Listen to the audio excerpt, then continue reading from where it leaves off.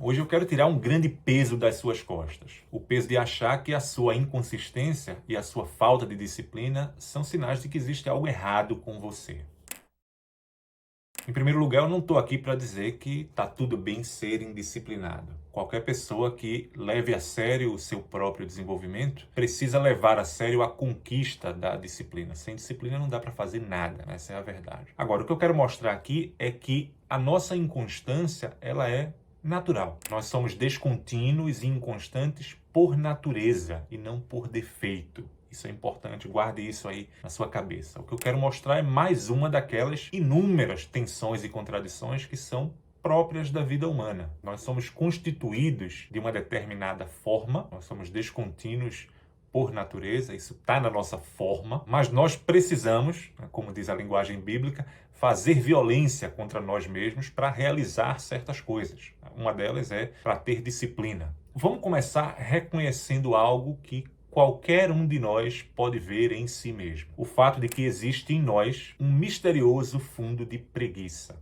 É uma espécie de força que nos empurra para baixo. Nós temos um certo horror do esforço, especialmente do esforço prolongado. E nós fazemos de tudo, temos diversos meios e estratégias, alguns muito sofisticados e sutis, para evitar esse esforço. Existe um pedagogo francês chamado Jules Payot, que escreveu sobre esse fenômeno num livro chamado A Educação da Vontade. Eu vou ler um trecho aqui para você. Ele diz assim: há em nós um estado de alma fundamental, de ação absolutamente contínua, e que se denomina indolência, apatia, preguiça, ociosidade. Renovar frequentes esforços é renovar essa luta contra esse estado natural, sem, aliás, obter contra ele uma vitória definitiva. Ou seja, nós somos inconstantes e isso não vai mudar. Nós vamos ter que lutar aí pelo resto da vida contra essa inconsistência natural. Mas por que nós somos inconstantes? Veja, inconstância significa descontinuidade. Ser inconstante é ser descontínuo.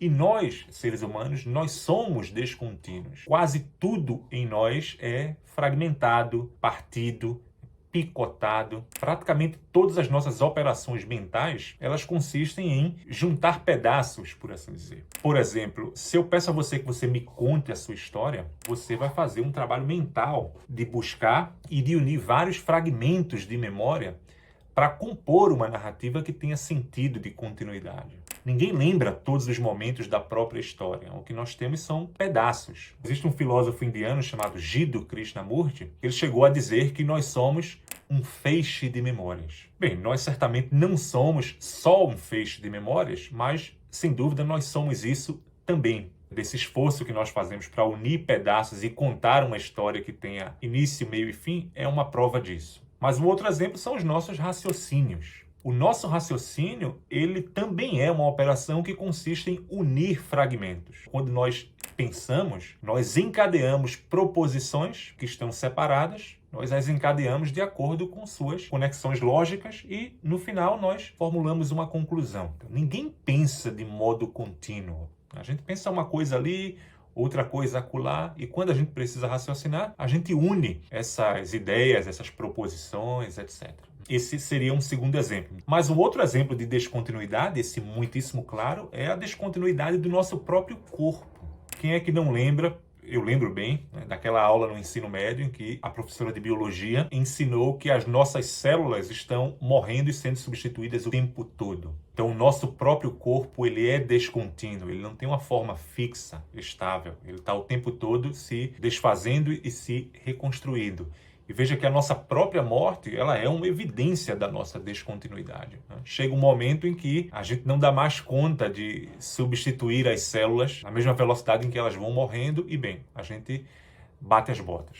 Então, veja, quase tudo em nós é descontínuo. E é por causa dessa descontinuidade natural que nós somos constantes em nossos projetos, iniciativas, etc. e tal. É impossível que um ser, que um ente que é descontínuo por natureza, seja contínuo nas suas ações. Isso não existe. A boa notícia é que não existe nada de errado com você. Sua inconsistência, ela é o resultado da sua modalidade de existência, do tipo de ente que você é. Isso aí tem que ficar na sua cabeça, não esqueça isso, tá? Mas aí você pode perguntar o seguinte, né? Tá, mas e aí, o que é que eu faço com isso, André? É simples. Você precisa seguir aquela sugestão dos estoicos e viver conforme a sua natureza. Saber que você sempre irá romper ou quase sempre irá romper a continuidade de um projeto ou de uma iniciativa e que você, se você quiser chegar em algum lugar, você vai precisar recomeçar. Portanto, a minha sugestão é que você desenvolva uma certa tolerância ao recomeço, em vez de ver o recomeço como uma admissão da sua incompetência. Em geral, é assim que nós vemos um recomeço. Começamos alguma coisa, desistimos no meio do caminho, por razões diversas, e quando a gente precisa recomeçar, a gente recomeça com aquele peso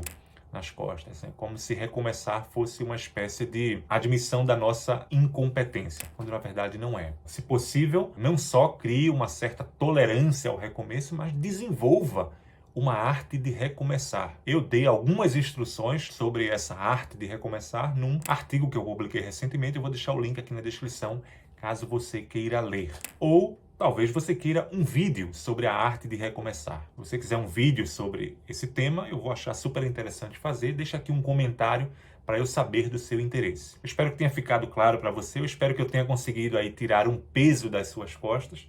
Se você gostou do vídeo, deixa o seu like, deixa um comentário se tiver alguma pergunta. Eu vou ter o maior prazer em ajudar você. E a gente se vê no próximo vídeo. Um grande abraço e até lá.